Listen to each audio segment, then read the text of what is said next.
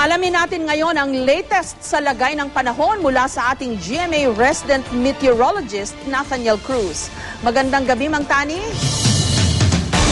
Jessica, maulan pa rin ang ating magdamag dito sa Metro Manila.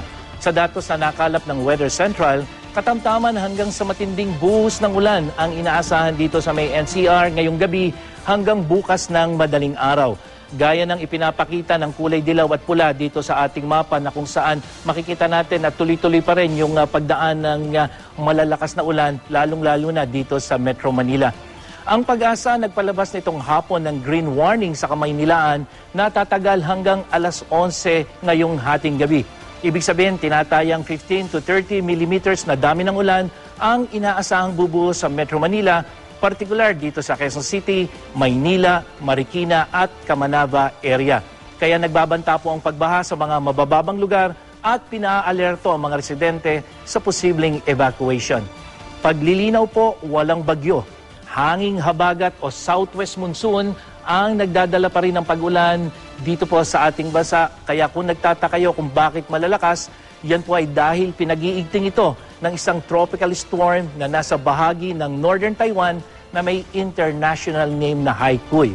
Sa datos na nakalap ng Weather Central, wala pong indikasyon na ito ay papasok sa ating Philippine Area of Responsibility, kundi itong bagyong ito ay magtutuloy-tuloy sa direksyon patungo ng mainland China. Samantala, binabantayan naman ng isang shallow low pressure area dito sa may silangang bahagi ng Northern Luzon. Ito po ay nasa layong 770 kilometers. At para po sa mga taga Luzon at Visayas, maigi pa rin maghanda sa maulan pa rin panahon bukas, lalong-lalo na sa western section po ng Luzon. Inuulit po natin, kasama ang Metro Manila sa mga dapat maging mapagbatsyag sa inaasahang buhos ng ulan.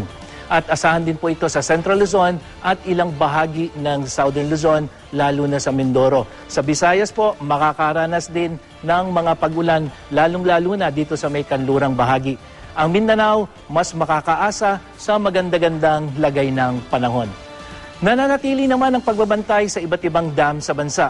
Ang Lamesa Dam nag-overflow na po dahil sa pag-abot ng water level nito na 80.90 meters, lagpas na sa spilling level na 80.15 meters. Ayon sa pamunuan ng Lamesa Dam, nag-anunsyo na sila ng forced evacuation sa mga residenteng nakatira sa paligid o pampang ng Tulyahan River. Nagpakawala naman po ng tubig ang Binga Dam nitong hapon, 3 gates ang binuksan. 2 gates naman ang nagpapalabas ng tubig dyan sa San Roque Dam sa Pangasinan.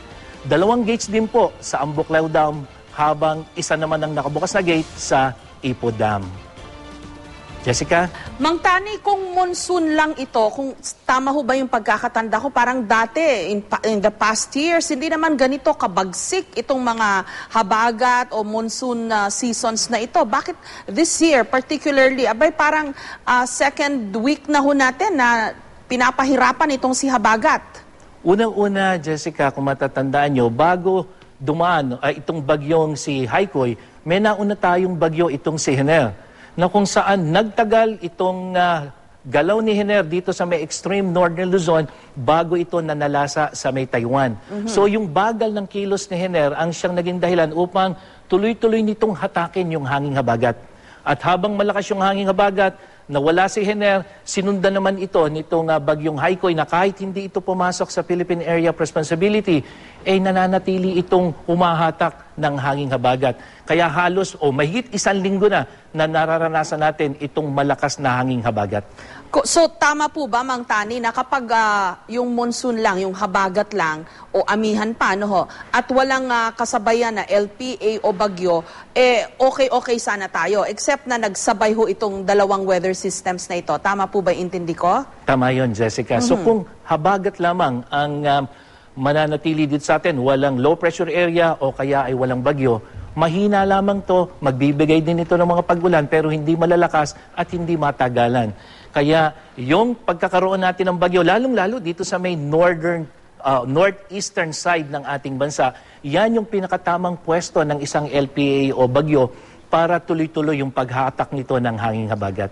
Okay, alam ko natanong ko na ito sa inyo dati, last week pa, no?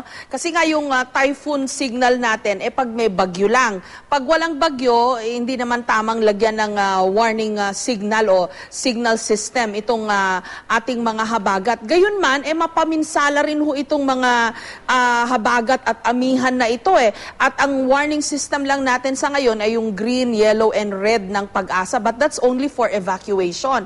Wala ho kaya tayong dapat gawing bagong sistema para ho magsilbi ring warning system sa ating mga kababayan kahit na habagat o amihan lang po ang umiiral, Mang Tani?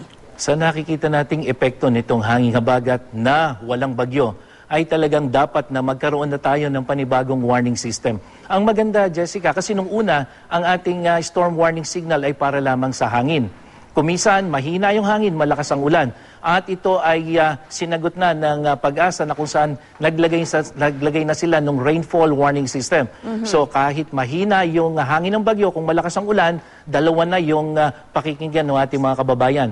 Yung para sa ulan at para sa hangin. At ngayon, nakita na natin na dito sa habagat, kahit po malayo yung bagyo, ay pwede tayong magkaroon ng sunod-sunod ng mga pag-ulan at maging yung malakas na hangin na naranasan natin ng 1 linggo na kaakibat ng hanging habagat. Kaya dapat talaga panahon na, Jessica, na magkaroon ng panibagong warning system, hindi lang para sa habagat, kung hindi maging sa amihan na kung saan ito naman ang nagtudulot ng mga pagbaha dito sa silangang bahagi ng bansa, lalong-lalo na dyan sa Visayas at Mindanao. Okay. Mang Tani, kakaabiso lang ho sa akin mula sa ating control booth. Sa ngayon lang daw ho ay nag-red alert na o red warning na ang Pag-asa. Ibig sabihin yan, evacuation na. Tama ho ba? Tama po yun. At dapat po talaga ay yung ating mga kababayan na nakatira dun sa mga mabababang lugar at dun po sa mga tabi ng ilog, dapat po wag na magpatumpik-tumpik dahil hindi lamang po isang oras na inaasahan natin yung malakas na pag-ulan katulad ng nakikita natin. Mahigit 30 millimeters po ang mararanasan at yan po ay talagang matinding mga pag-ulan at yan ay mararanasan hanggang sa susunod ng 2 hanggang 3 oras dito sa Metro Manila. Okay, at idagdag lang natin, Mang Tani, na nag-overspill na o mapaw na yung Lamesa Dam. Ergo, natural na dapat nag-evacuate na yung mga kababayan natin na nasa tabing ilog ng Tulyahan River. Tama po? Tama yan, Jessica. So, nag-overflow yung Lamesa Dam, sabayan mo pa ng malakas na pag-ulan, kaya dobling dobling ingat po ang dapat gawin nila. Dapat po ngayon ay nakalikas na sila doon sa kanilang mga kabahayan. Okay, maraming salamat, Mang Tani.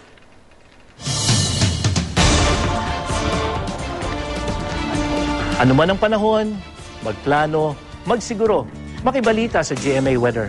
Ako po si Nathaniel Cruz para sa I Am Ready, serbisyong totoo ng GMA News.